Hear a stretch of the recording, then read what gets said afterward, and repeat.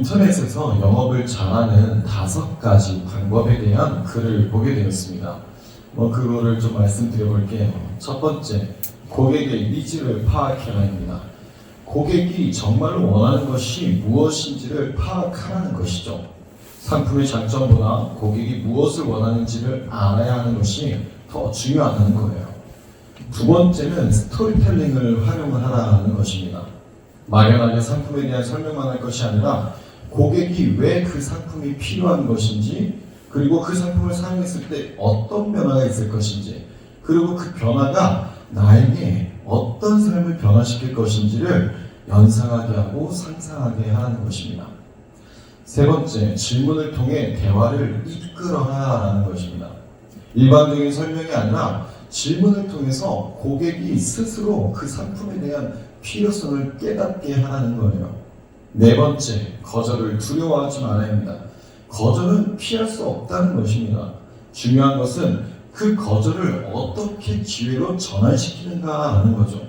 고객이 거절하는 이유를 정확하게 파악하게 되면 오히려 그것으로 고객의 불안을 해소할 수 있는 방향으로 바꿔낼 수 있고, 또 그것을 바꿔냈을 때 더 큰 효과를 볼 수 있다는 것입니다.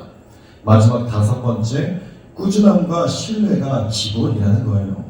단기적인 성과를 바라지 말고 고객과의 그 신뢰를 통해서 상품을 믿게 하는 게 아니라 나를 믿게 하는 것입니다. 저 전도사가 새벽부터 갑자기 웬 영업에 대한 강의를 하고 있나 싶으실 것 같은데요. 그럼에도 아마 눈치가 빠르신 분들은 오늘 우리가 함께 읽은 이 본문 말씀에 누군가를 떠올리셨을 것 같습니다. 그렇습니다. 바로 뱀의 모습입니다. 오해하시지 마실 것이, 영업하시는 분들이 뱀이라는 것이 아니라 이 뱀이 이러한 사람의 심리를 이용해서 유혹한다는 것입니다. 우리를 향한 사탄의 속성을 생각해 보게 된다는 거예요. 사탄은 우리의 죄악된 본성을 먼저 파악해냅니다. 인간의 죄악된 본성이 원하는 정욕과 욕심, 그 탐심을 정확하게 꿰뚫어보고 파악한다는 거예요. 무엇에 가장 약하고 무엇을 가장 원하는지를 먼저 알고 덤빈다는 거예요. 또한 사탄은 스토리텔링을 활용합니다. 그것을 얻었을 때 나에게 주어지는 어떤 좋은 일이 있을 것인가, 어떤 즐거움이 있을 것인가를 생각하게 하는 거죠. 나에게 어떤 즐거움이, 어떤 만족감이 있을 것인지를 우리의 생각 속에 심어준다는 거예요. 그리고 사탄은 우리가 스스로 질문하며 의구심을 갖게 만드는 것이죠. 그리고 결국 그 의구심은 합리화로 이어지게 합니다. 그리고 사탄은 거절을 두려워하지 않습니다. 우리가 믿음으로 사탄아 물러가라 할지라도 그것으로 포기하는 것이 아니라 끝까지 계속해서 기회를 엿보고 계속해서 덤빈다는 거예요. 그리고 그 믿음의 허점, 그 구멍이 생겼을 때 그것을 놓치지 않고 공격이 들어온다는 거죠. 마지막으로 사탄은 자신의 말을 믿게끔 속입니다. 야, 저거 봐. 저 사람은 저렇게 죄 짓는데 별로 그렇게 문제되지 않잖아. 야, 저거 봐. 네가 그렇게 열심히 신앙생활 했는데도 저 사람이 더 잘 살잖아. 너는 오히려 더 힘들게 살잖아. 이렇게 끊임없이 자신의 거짓말이 사실인 것처럼 계속해서 믿게 만든다는 것입니다. 오늘 본문은 사탄이 인간을 어떻게 공격하는지, 그리고 인간이 어떻게 그 사탄의 게임에 넘어지게 되는지에 대해서 너무나 적나라하게 보여주고 있는 것입니다. 먼저 1절의 말씀을 보면 성경은 뱀을 향해 하나님께서 지으신 들짐승 중에라고 표현을 하고 있습니다. 뱀은 신적인 존재도 신격화할 만한 존재도 아닌 그저 하나님께서 지으신 피조물 중에 하나라는 거예요. 오늘날 세상에 많은 사람들이 어떤 것들이나 어떤 사람들을 숭배하고 신격화하고 그것들을 따르는 것을 종종 보게 됩니다. 그런 어리석은 인간들에게 하나님께서는 말씀하시는 거예요. 하나님 앞에서는 모든 것이 그저 피조물일 뿐이라는 것입니다. 이 세상의 그 어느 무엇도, 그 어느 누구도 숭배의 대상이 될 수가 없다는 거죠. 우리가 정말 두려워하며 경외하며 따라야 할 존재는 하나님 한 분뿐이라는 것을 믿으시기를 축복합니다. 뱀은 하와에게 질문을 던집니다. 야, 하나님이 정말로 동산 모든 나무의 열매를 먹지 말라고 하시더냐? 하나님이 말씀하신 것에 정확하게 반대되는 말로 물어보는 거예요. 창세기 2장 16절의 말씀을 보면 여호와 하나님이 그 사람에게 명하여 이르시되 동산 각종 나무의 열매는 네가 임의로 먹되. 하나님은 각종 나무의 열매를 너가 다 먹어도 된다라고 말씀하시는데 뱀은 먹지 말라고 했냐고 완전히 반대되는 물음으로 질문을 하는 것입니다. 호기심을 자극하고 오해를 불러일으키고 왜곡시키고 속이게 만든다는 거죠. 사탄은 오늘날 우리에게도 이렇게 질문합니다. 야, 하나님 믿으면 이런 거 하면 안 되잖아. 교회 다니면 이런 거 못 하잖아. 신앙생활 열심히 하면 제약되는 것들 많아지잖아. 하나님을 잘 믿고 열심히 신앙생활하면 뭔가 제약되는 것들이 많아지고 힘들어지고 부담스러워지는 것처럼 인식하게 만든다는 것입니다. 그래서 교회 안에 많은 성도들이 썬데이 크리스찬을 추구하는 이유가 바로 이런 데서 있다는 거예요. 공동체에 소속되면 봉사하고 헌신하면 직분을 맡게 되면 뭔가 더 힘들어지고 삶의 제약이 많아지고 힘든 삶을 이어질 것이라는 그러한 생각이 든다는 것입니다. 그러다 보니 적당히 조용히 신앙생활하는 것이 마치 지혜로운 것처럼 행동하는 성도들이 너무나 많아지고 있는 시대를 살아가고 있다는 것입니다. 부끄러운 고백이지만 저도 그랬습니다. 제가 사역자의 길에 발을 내디딜까 말까를 고민했던 가장 큰 이유가 바로 이런 비슷한 맥락 중에 하나였던 것 같아요. 뭔가 목회자의 길을 걸어가게 되면 세상의 즐거움을 놓칠 것 같고 거룩한 생활 속에서 힘들기만 할 것 같은 그런 생각이 드는 겁니다. 그러니까 자꾸 고민하게 되고 머뭇거리게 됐던 때가 있었던 거예요. 그러나 이 길에 들어서고 난 뒤에 저의 삶이 어떨 것 같으신가요? 술을 못 마셔서 힘들 것 같으신가요? 친구들과 노래방을 다니지 못해서 재미없게 살 것 같으신가요? 주일에 가족들과 여행을 다니지 못해서 무료한 삶을 살아갈 것 같습니까? 아닙니다. 하나님께서 부어주시는 그 은혜 안에서 너무나 즐겁고 행복한 삶을 살아가고 있는 거예요. 세상 사람들이 즐겁다 말하는 그 일들을 하지 않아도 하나님의 은혜 안에서 얼마든지 즐겁고 행복한 삶을 누릴 수가 있다는 것입니다. 하나님이 보여주시는 그 은혜의 일들을 오히려 더 체험하며 그것들을 바라보며 그것들을 느끼며 감사와 기쁨이 넘치는 삶을 살아간다는 것입니다.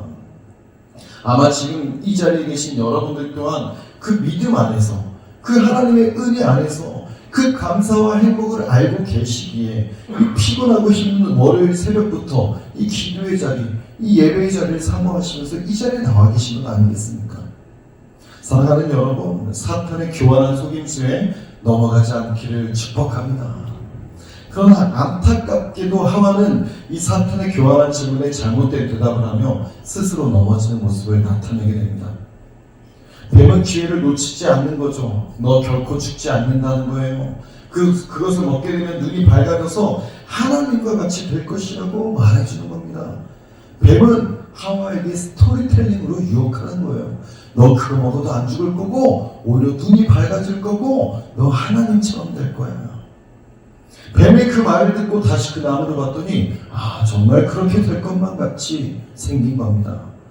저는 저희 집사람과 저희 어머니를 포함한 그 많은 여자들이 도대체 왜 홈쇼핑을 보면서 그 물건들을 구매하는지를 궁금해하던 이해하지 못하던 그 남자들 중에 한 명이었거든요.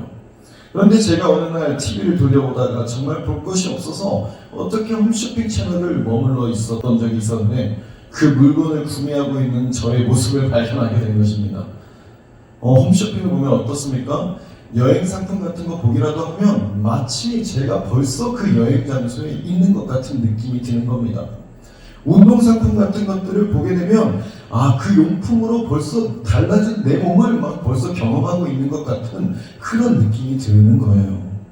지금 뱀이 말하는 것을 보십시오. 완벽하게 스토리텔링으로 그것을 유혹하는 것입니다. 이것이 바로 인간의 죄악된 욕구입니다. 하나님과 같이 되는 것. 돈, 명예, 권력, 그 모든 것들이 결국엔 다 무엇입니까? 하나님과 같이 되기를 원한다는 것입니다. 내 마음대로 내가 원하는 것을 제약 없이 하고 싶기 때문에 그 돈이 필요하고 그 명예가 필요하고 그 권력이 필요하다는 거예요. 그것을 잡기 위해 사람들은 몸부림치고 달려가고 있다는 것입니다. 사탄은 우리의 그 죄악된 본성을 지금도 여전히 계속해서 건드리고 있는 거죠. 성경의 본문에는 나와 있지 않지만 어떤 성경학자들은 이런 주장을 하기도 합니다. 하와가 선악과를 먹기 전에 먼저 만져봤을 거라는 거예요.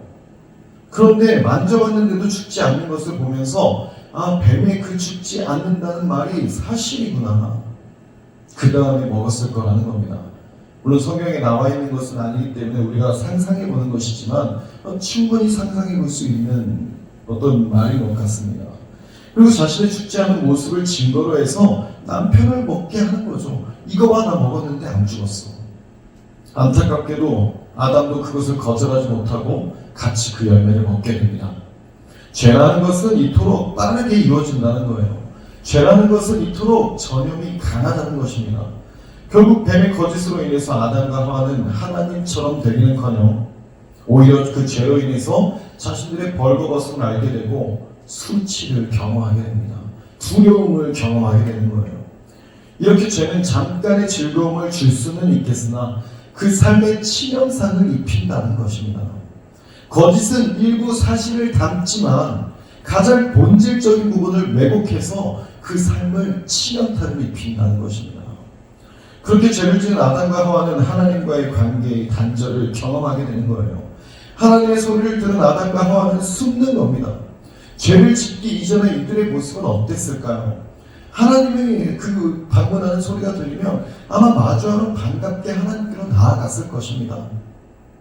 혹시 강아지를 키워보신 분들은 아실 것 같은데요. 주인이 바깥에 나갔다 들어오면 어떤 모습이 나옵니까? 이 강아지가 꼬리를 흔들면서 주인이 들어오는 소리를 이미 알고 막 달려 나오는 겁니다. 반갑게 맞이하는 거예요. 그런데 참 재밌는 게 뭔지 아십니까? 소변을 다른 곳에 했거나 자기가 뭔가 잘못된 거, 뭘 깨트렸거나 뭘 흘렸거나 이러면은 기가 막히게 숨어 있습니다. 아담과 하와도 이와 같았을 것 같아요. 평소에는 하나님이 오시는 소리를 들으면 하나님 저 여기 있어요. 하나님 어서 오세요. 이러면서 반갑게 맞이하러 나갔을 텐데 이상하게 그날따라 하나님께서 방문하셨음에도 그들이 나타나지 않는 것입니다. 숨어 있는 거예요. 하나님의 소리를 듣고 숨은 것을 보며 하나님은 그들을 부르시고 찾으시는 거죠.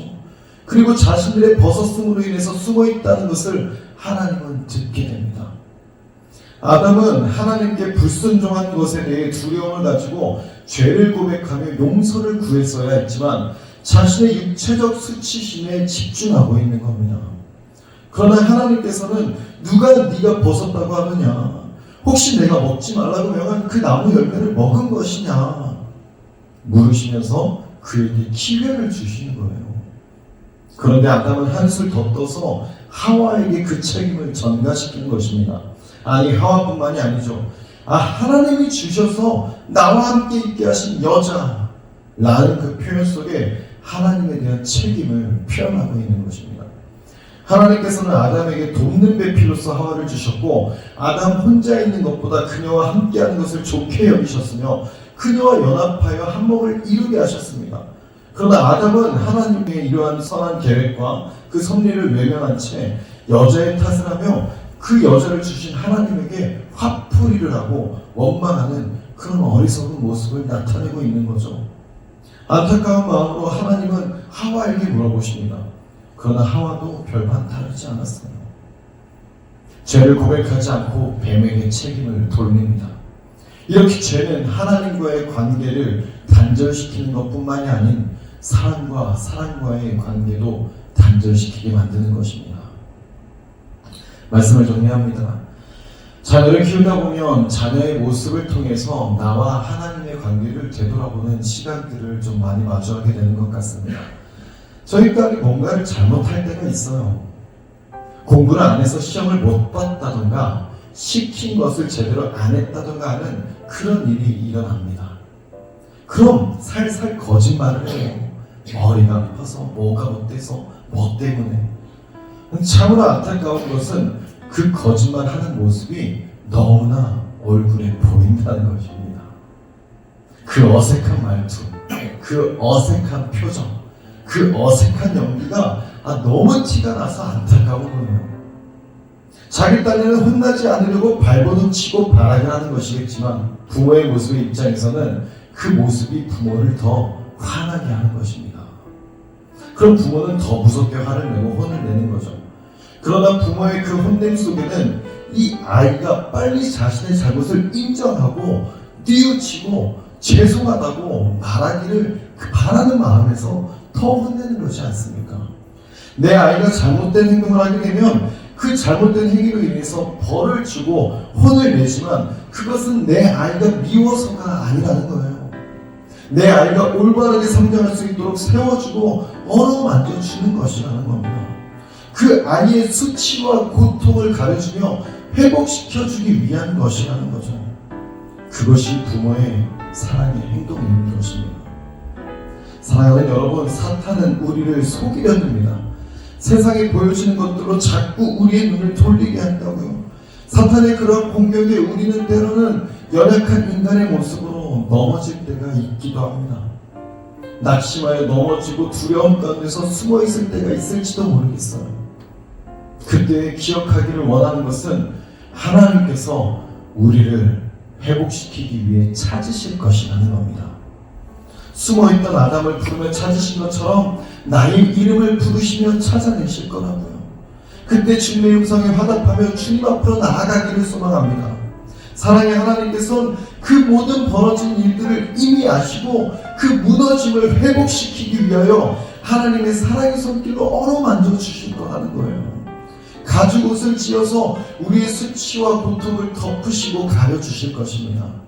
어려움과 아픔과 고통의 일들이 우리 앞을 가로막을 때 사랑의 하나님께서 나와 함께 하심을 반드시 기억하시고 그 무엇으로도 끊을 수 없는 그 하나님의 사랑 앞으로 나아가 하나님의 손길을 느끼며 다시금 하나님과 동행하는 삶을 살아갈 수 있는 저와 여러분들의 삶이 되기를 주님의 이름으로 축복합니다. 기도하겠습니다.